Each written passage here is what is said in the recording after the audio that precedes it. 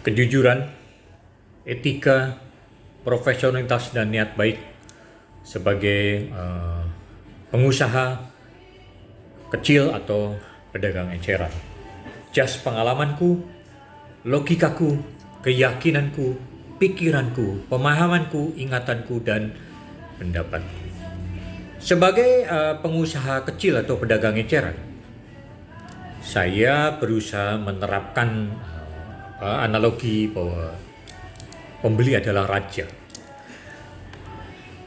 Meskipun dalam kenyataannya terkadang pembeli itu bukan raja. Dan seperti yang sudah kita ketahui dalam sejarah, raja pun juga banyak macam kelakuannya. Ada raja yang bijaksana, ada raja yang tegas, ada raja yang kejam, ada raja yang lemah, ada raja yang kuat, ada yang raja ambisius, dan lain-lain. Dan tentu demikian juga konsumen juga begitu. Ada yang konsumen atau pembeli, ada yang baik, ada yang jujur, ada yang diduga neko-neko untuk kepentingan pribadi dengan mengatasnamakan korporasi, gitu kan. Ya istilah kasarnya ada pembeli yang dalam tanda kutip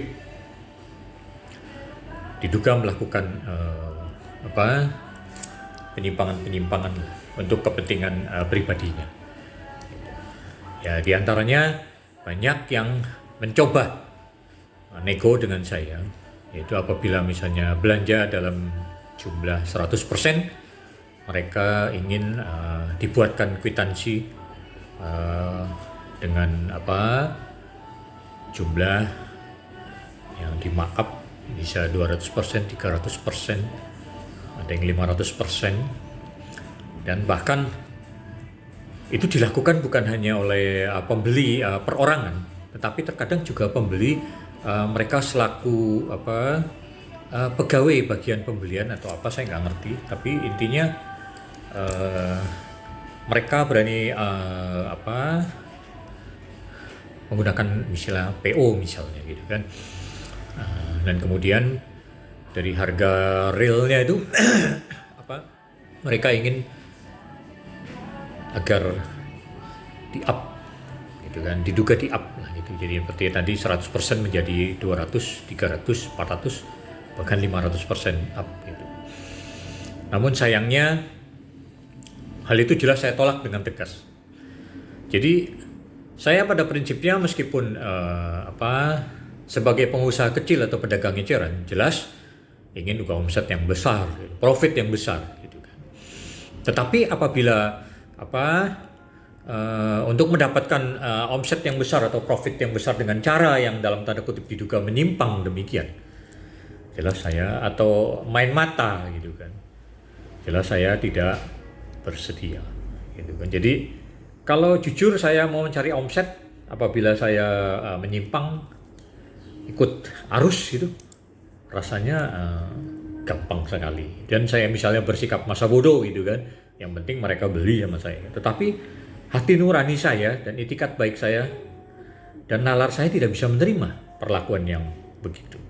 Bahkan ada beberapa yang mencoba nekat untuk membeli kwitansi kosong, yang penting ada stempel toko saya, atau bahkan nota kosong dengan stempel saya gitu.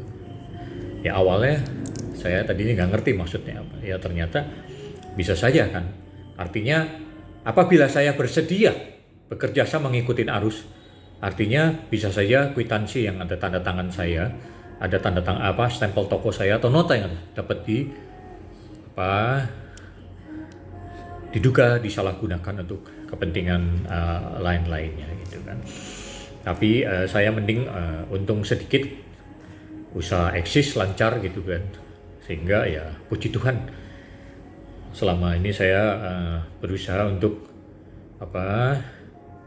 on the track, jujur, gitu kan, tidak mau main mata dan lain-lain. Bahkan kehilangan omset pun bagi saya nggak ada masalah sepanjang saya harus menambah omset dengan cara-cara yang menyimpang demikian gitu kan. Jadi bagi calon pembeli baik pribadi atau korporasi, kalau berusaha dengan saya atau bertransaksi dengan saya tidak perlu khawatir, karena saya jamin saya tidak akan berani dan tidak akan mau untuk bermain mata dalam tanda kutip dengan pembeli, baik itu secara pribadi maupun atas nama korporasi.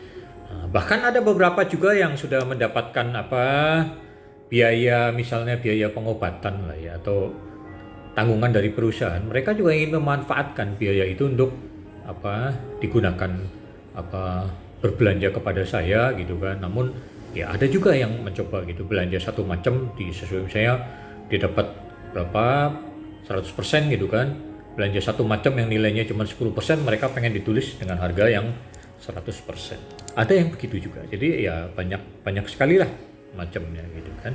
Jadi sebagai pengusaha saya akan mencoba tetap ya berusaha. Jadi tidak mungkin saya mau gitu kan, meskipun saya butuh uang, butuh omset, butuh profit, tetapi bagi saya nama baik saya lebih penting. Dan apabila saya mengikuti arus mereka, artinya saya secara tidak langsung patut dikendalikan dong, dipermainkan dalam tanda kutip oleh mereka, atau dianggap sebagai wayang yang dapat disetir ke kanan ke kiri, dan itu jelas tidak sesuai dengan prinsip saya. Jadi saya tetap lurus, tidak mau main neko-neko gitu. Jadi demikian juga dengan saya dalam sebagai pengusaha, sering juga berhadapan dengan sales atau marketing yang banyak juga yang diduga nakal. Misalnya saya membeli barang baik melalui perusahaan dia ataupun barang pribadi dia yang mengatasnamakan perusahaan dia, tetapi prinsip saya selalu kan kalau mereka mengatasnamakan korporasi A, ya saya akan membayarnya dengan menulis giro waktu itu ya, dengan giro atas nama PT A.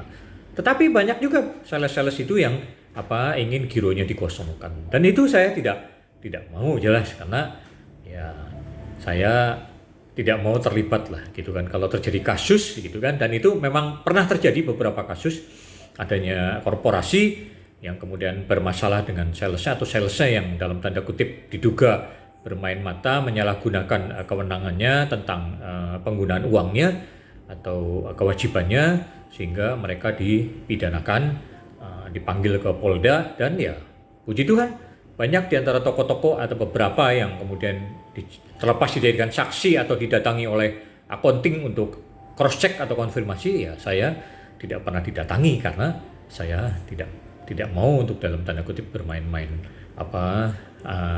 main mata dalam tanda kutip gitu. Jadi bagi saya gitu kan, lebih baik jujur gitu kan dalam bisnis gitu kan. Dan informasi ini ya terus akan membuat kita juga tenang, tidak secara nama baik, harga diri itu kan pribadi tidak gampang dipermainkan atau dikendalikan oleh orang-orang lain. Dan saya harap hal ini juga dapat ditiru oleh semua pengusaha lah, ataupun semua pihak ya kan, sehingga semuanya dapat berjalan lancar dan kasus-kasus hukum tidak banyak terjadi. Dan dengan tidak banyaknya terjadi kasus hukum, jelas negara akan makin nyaman gitu kan, karena suatu negara akan dianggap baik apabila kasus hukumnya sedikit. Dengan demikian dianggap kesadaran hukum masyarakatnya tinggi, tahu tentang hak-hak dan kewajibannya, sudah menggunakan hak dan kewajibannya dengan sebaik-baiknya. Demikian, semoga hal ini dapat berguna.